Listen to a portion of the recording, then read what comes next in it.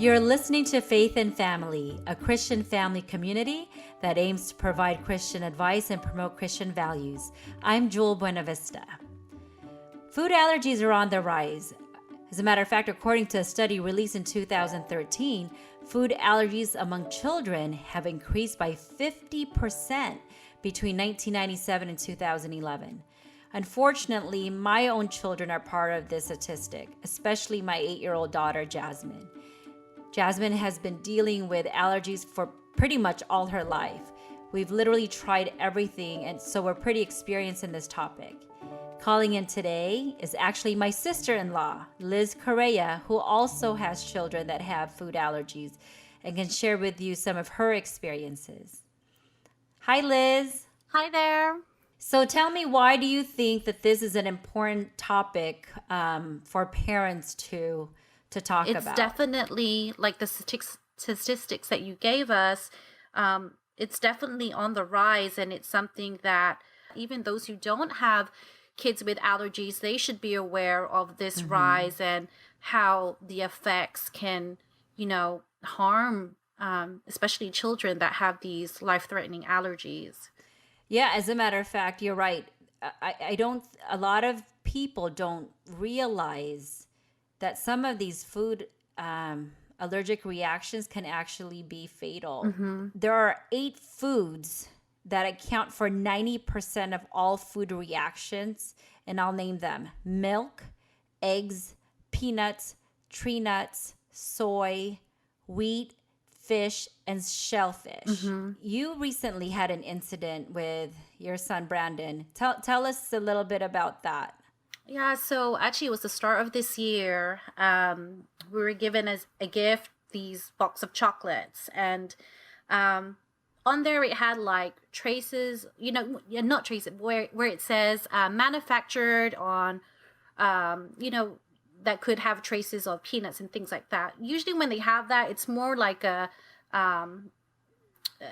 just an awareness, but usually when Brandon eats something that has that sign, he's actually okay. But this was a different brand. It was like European, and he had one chocolate and he was fine, but we didn't know that there was an assortment. And so the second one that he had, he became, first he was quiet, and if you know my son Brandon, he's very active, and so I was like, what's wrong? And then when he looked at me, his face had broken out in hives. And so I knew at once, okay, he's having a reaction. So first thing we always do when he has a reaction, we give him the Benadryl. We gave him the Benadryl, and this is when I knew it was bad, because he then threw up. And he never does that. Usually he'll take it, and then the symptoms will go down, and then he's okay. But this time he threw up, and so I was like, okay, let's give it to him again. So he takes it in. And it wasn't getting any better. Like his lips started getting swollen. His hives were still coming out. But what was the, I guess, main factor that made us go to the next step, which was the EpiPen, was that he was complaining that his throat was hurting.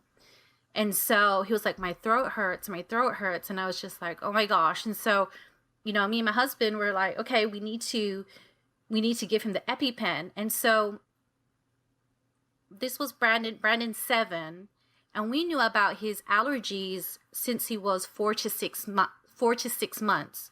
So we've never had to use an EpiPen for how many years, and it was this was a time when we had to use it. So we gave him the EpiPen, and if anyone is unaware with the EpiPen, it is a needle, it's an injection that you put on the thigh of the leg. You hold it down for 10 seconds, and it's a big needle, because that needle is big so that it can pierce through clothing to get to, go through clothing, skin, and to get to the muscle for the medicine to work. And so we did that, and the sound of him cry and that scream was just, I felt so bad for him, and I'm actually glad I wasn't the one who did it. I'm glad my husband did it instead of me, because it was just like heart-wrenching. It was heartbreaking hearing him in that pain, but we knew we had to give it to him to help him. And so once we Especially you gave, knowing that his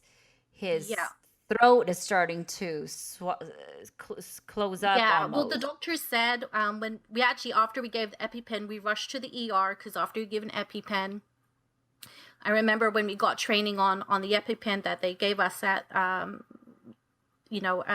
at Kaiser, they told us once you give it, you have to still go to the emergency because that can subside. Like the EpiPen, you can still continue the reaction. So once we got there, they actually said him saying that his throat is hurting might have been the way that he was describing that his throat was closing up. And so they said it was a good thing that we gave the EpiPen, that we went to the emergency right after. And it can also cause, the EpiPen can also cause like side effects, that there could be irregular heartbeat, which he actually had. So we had to stay in the emergency for a good couple of hours until we got the clear to take him home. And even after that, he was on medication for 5 days to ensure that the allergy wouldn't still be in him, that it was still under control. And then we had to go back for a follow-up appointment. So it's not as easy just you give a EpiPen and then it's done. There could still be reaction after that. So it's always best to, once you give that EpiPen, go into emergency and make sure that your child is checked out. Thanks for sharing that, because it really paints a picture for the audience, for our listeners, that something as chocolate with nuts can really bring a child to the emergency room. And even too, like something as simple as this happened with my youngest daughter. She was at camp and one of her friends and she's allergic to nuts, and especially hazelnut is like her biggest allergy. And so I guess one of the kids had eaten a Nutella sandwich, and I guess the child didn't wash her hands properly, and she touched just touched her on the face. She had welts on her face, and that wasn't something that was consumed. That was just by touch. And so, just being aware to, like, when you're around those that have allergies, to wash your hands and, or wipe your mouth if you had something. Because even with our kids, like if we eat something that we know they're allergic to, like I'm always washing my hands afterwards, wash my mouth before I go and kiss them, because I know even a kiss would cause a welt on their face. So it's being aware of that too, that not only it's something consumed, but even by touch for some kids can cause a reaction as well. It's really hard to see your children in pain. So it's good that that our kids are trained, but it's also important that the adults around are really aware, even if their children don't have allergies. Liz, talk about, how did you prepare Brand, knowing that he had allergies? What kind of preparation did you do before he went to kindergarten? Yeah. So before he went to kindergarten, everyone's trying to teach their kids, make sure they know their ABCs, their 1, 2, 3s. Well, for me, it was, okay, what are you allergic to? And so I would go over that with him. Okay, what are your allergies? And I'll let him, like, peanuts, eggs, he'll start naming them off, because I wanted to ensure that he knew how to communicate that to someone, or, ask questions when it came to food.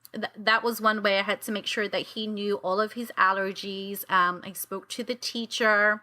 I spoke to the school nurse. I spoke to all of them. And depending on, I guess, what school you go to, and I think this may be standard, they normally have like a special form for parents to complete that talks about like the allergy reaction plan. So in our particular school, the doctor actually has to complete the form to say if there's a reaction, what should be given, what medicines should be given at the school.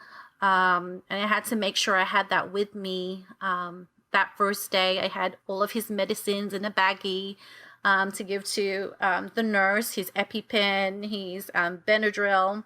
And I'm grateful that, the school does have like a process in place, and it's always good to, speak to the school nurse or the teacher just to give that extra communication. Although they do have these processes in place, to not do anything to make the children feel isolated. I want to share a quick story that happened with Jasmine to our listeners, which to this day makes me sad to think about it.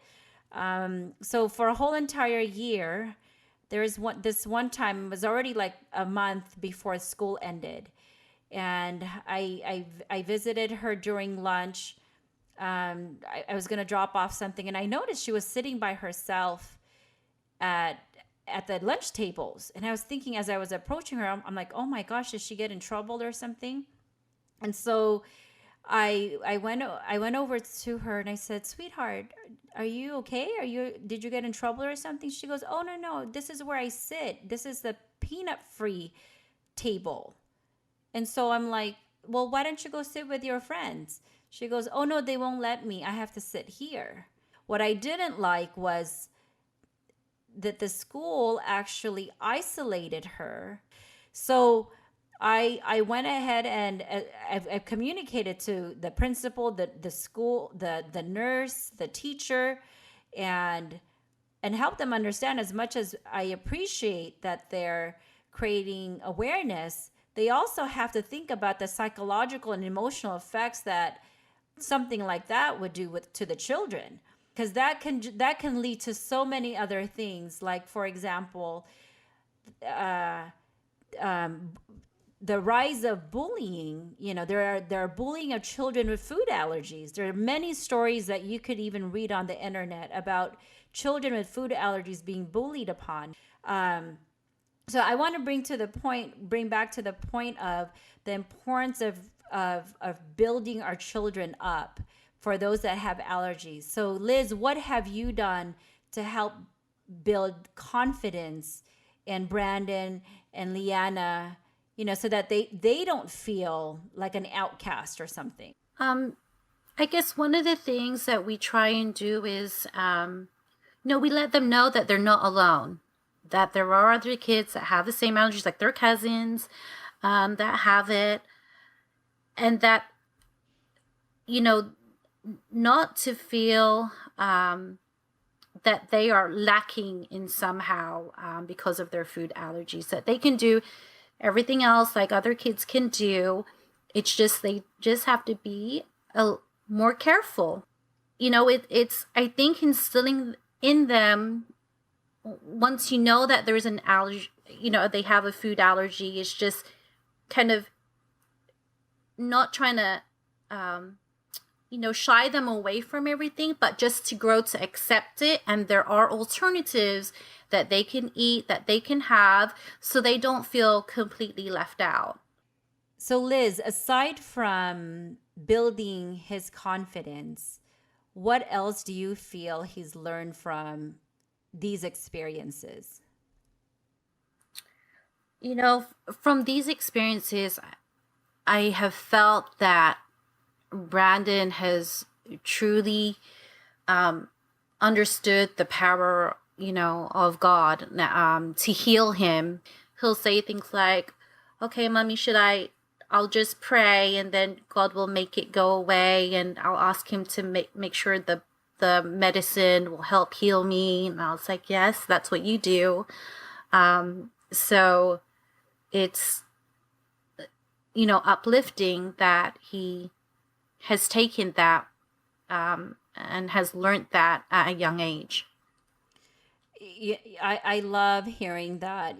Just like Brandon, I remember, I believe Jasmine was only 4 years old, and she was just learning how to pray. One of the first times she's prayed about her food allergy reaction, and all she said was, dear God, please help me stop being itchy.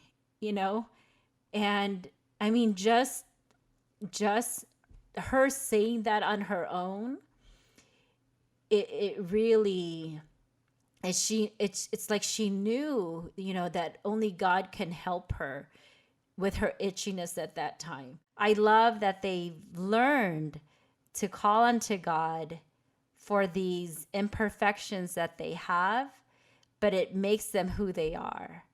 And it just makes them more prayerful, and it really builds them up. And that's what also helps their confidence, because they know that God is there for them. And so to all you parents out there with kids who have allergies, you are definitely not alone. Please send us questions, or if you have your own suggestions, let us know. Thank you for joining us on this Faith and Family podcast.